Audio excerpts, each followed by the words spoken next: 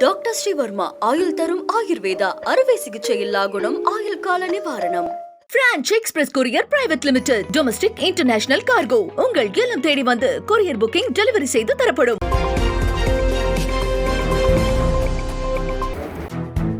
அதிமுக தொண்டர்கள்தான் தியாகிகள் என முதலமைச்சர் மு.க. ஸ்டாலின் தெரிவித்துள்ளார்.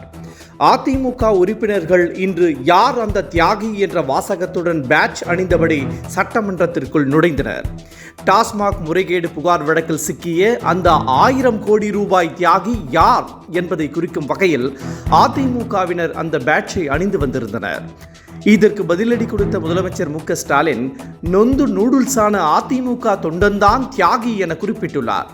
முதல்வர் பதவிக்காக காலில் விழுந்தும் ஏமாந்தாரே அவர்தான் தியாகி என்றும் குறிப்பிட்டுள்ளார். மேலும் பல்வேறு வழக்குகளில் இருந்து தப்பிக்க காலில் விழுந்துள்ளனர் என்றும் முதலமைச்சர் மு.க. ஸ்டாலின் விமர்சித்துள்ளார்.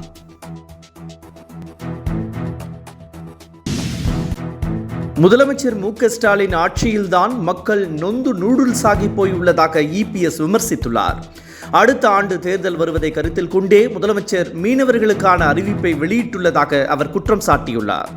தமிழகத்திற்கு துரோகம் செய்தது திமுக அரசுதான் என்றும் இபிஎஸ் சாடியுள்ளார். டாஸ்மாக் வழக்கை வேறு மாநிலத்திற்கு மாற்ற திமுக அரசு கோரிக்கை வைத்துள்ளதாகவும் இதன் மூலம் முறைகேடு நிரூபணமாகி உள்ளதாகவும் இபிஎஸ் குற்றம் சாட்டியுள்ளார். இந்த வழக்கை வேறு மாநில உயர்நீதிமன்றம் விசாரிக்க வேண்டும் என்ற கோரிக்கையை ஏன் திமுக அரசு முன்வைத்தது என்றும் அவர் கேள்வி எழுப்பியுள்ளார். இதன் மூலம் தமிழக அரசின் தவறு நிரூபணமாகிவிட்டதாகவும் மக்கள் பணத்தை முறைகேடு செய்தவர்கள் நீதியின் முன் நிறுத்தப்பட வேண்டும் என்றும் இபிஎஸ் வலியுறுத்தியுள்ளார்.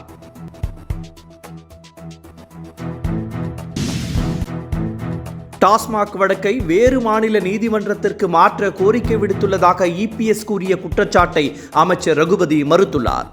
டாஸ்மாக் விவகாரத்தை சட்டப்பேரவையில் இன்று அதிமுகவினர் எழுப்பினர். இது தொடர்பாக செய்தியாளர்களிடம் பேசிய இபிஎஸ் இந்த வழக்கை வேறு மாநில நீதிமன்றத்திற்கு மாற்ற அரசு கோரிக்கை வைத்துள்ளதாக குற்றம் சாட்டினார். இதை மறுத்துள்ள அமைச்சர் ரகுபதி வழக்கை உச்சநீதிமன்றத்திற்கு மாற்ற வேண்டும் என்றுதான் குறிப்பிட்டோம் என்று விளக்கமளித்துள்ளார். மேலும் டாஸ்மாகில் ஊழல் நடைபெறவில்லை என்றும் அதை நிரூபிக்க தன்னால் முடியும் என்றும் கூறியுள்ளார்.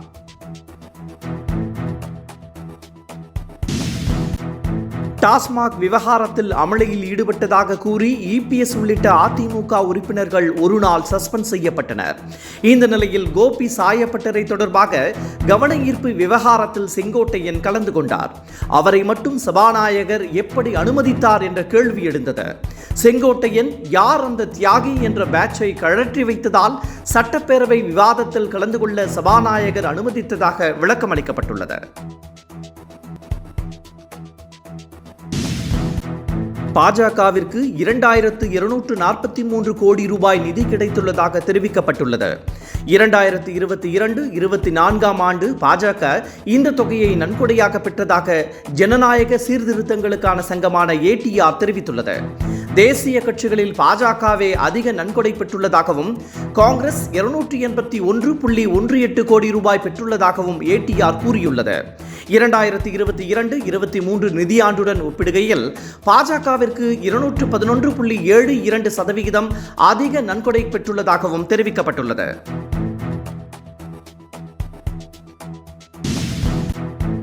வீட்டு உபயோக சமையல் எரிவாயு விலையை நாளை முதல் 50 ரூபாய் உயர்த்தி மத்திய அரசு அறிவித்துள்ளது. இந்த தகவலை தெரிவித்துள்ள மத்திய அமைச்சர் ஹர்தீப் சிங் பூரி தற்போது 803 ரூபாய்க்கு விற்பனை செய்யப்படும் சாதாரண சிலிண்டர் 853 ரூபாயாக உயர்த்தப்பட்டுள்ளதாகவும் PMUY சிலிண்டர் 500 ரூபாயில் இருந்து 550 ரூபாயாக உயர்த்தப்படுவதாகவும் மத்திய அமைச்சர் தெரிவித்துள்ளார்.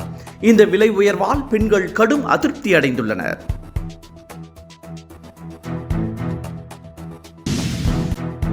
சீமானும் அண்ணாமலையும் ஒரே மேடையில் பங்கேற்றிருப்பது பேசுபொருளாகியுள்ளது. பாஜக கூட்டணியில் உள்ள பச்சமுத்து நடத்தி வரும் கல்லூரி நிகழ்ச்சியில் அண்ணாமலையும் சீமானும் கலந்து கொண்டனர். மத்திய அமைச்சர் நிர்மலா சீதாராமன் சென்னை வந்திருந்த போது அவரை சீமான் சந்தித்ததாக கூறப்பட்டது. ஆனால் இந்த தகவலை சீமான் திட்டவட்டமாக மறுத்திருந்தார். இந்த நிலையில் அண்ணாமலையும் சீமானும் ஒரே மேடையில் கலந்து கொண்டுள்ளது கூடுதல் பரபரப்பை ஏற்படுத்தியுள்ளது.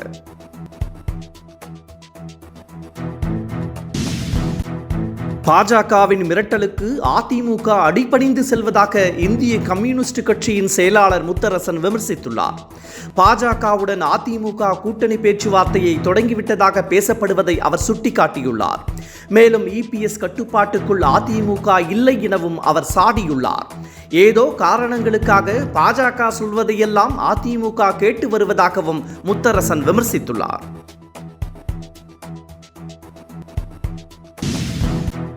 தமிழின் பெருமையை பிரதமர் நரேந்திர மோடி உயர்த்தி பிடிப்பதாக சீமான் திடீரென புகழாரம் சூட்டியுள்ளார். நிகழ்ச்சி ஒன்றில் பங்கேற்று பேசிய அவர், வெளிநாடுகளுக்கு செல்லும் போதெல்லாம் தமிழின் பெருமையை பிரதமர் நரேந்திர மோடி விடாது பரப்பி வருவதாகவும் பாராட்டியுள்ளார்.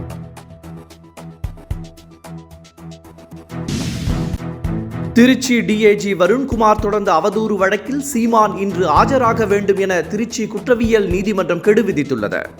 தன்னையும் தனது குடும்பத்தினரையும் இழிவாக பேசியதாக சீமான் மீது திருச்சி டிஐஜி வருண்குமார் வழக்கு தொடர்ந்துள்ளார். இந்த வழக்கு இன்று விசாரணைக்கு வந்தபோது சீமான் ஆஜராகவில்லை. இன்று சீமான் ஆஜராக வேண்டும் என்றும், இல்லாவிட்டால் அவர் மீது வாரண்ட் பிறப்பிக்கப்படும் என்றும் நீதிபதி எச்சரித்துள்ளார்.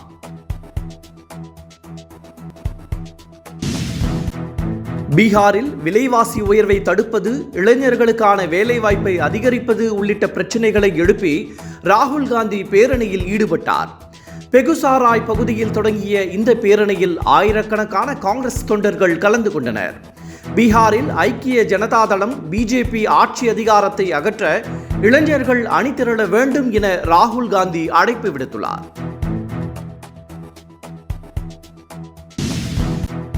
வங்கக்கடலில் காற்றழுத்த தாழ்வு பகுதி இன்று காலை உருவானதாக சென்னை வானிலை ஆய்வு மையம் தெரிவித்துள்ளது.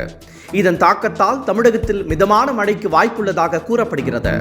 மேலும் வங்கக்கடலில் இந்த காற்றழுத்த தாழ்வு பகுதி நாளை வரை வடமேற்கு திசையில் நகரும் என்றும், அதற்கு அடுத்ததாக 48 மணி நேரத்தில் மேற்கு மத்திய கடலில் வடக்கு நோக்கி நகரும் என்றும் கணிக்கப்பட்டுள்ளது.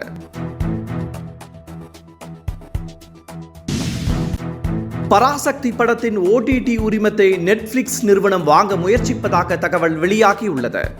உரிமத்தை 50 கோடி ரூபாய்க்கு விற்க படக்குழு பேரம் பேசியுள்ளதாக தகவல் வெளியாகியுள்ளது. ஆனால் 45 கோடி ரூபாய் வரை நெட்ஃபிளிக்ஸ் தர முன்வந்துள்ளதாக தகவல் வெளியாகியுள்ளது. ஆனால் ரேட்டில் இருந்து படக்குழு பின்வாங்காத நிலையில் தொடர்ந்து இழுபறி நீடிக்கிறது. 2026 பொங்கலுக்கு பராசக்தி படத்தை வெளியிட திட்டமிடப்பட்டுள்ளது. டாக்டர் ஸ்ரீவர்மா ஆயுள் தரும் ஆயுர்வேதா அறுவை சிகிச்சை இல்லா குணம் ஆயுள் கால நிவாரணம். Branch express courier private limited domestic international cargo உங்கள் இல்லம் தேடி வந்து கொரியர் புக்கிங் டெலிவரி செய்து தரப்படும். என்றும் உங்களுடன் மை இந்தியா. முக்கிய செய்திகளை உடனுக்குடன் தெரிந்து கொள்ள சப்ஸ்கிரைப் பண்ணுங்க, பெல் பட்டனை பிரஸ் பண்ணுங்க. என்றும் உங்களுடன் மை இந்தியா.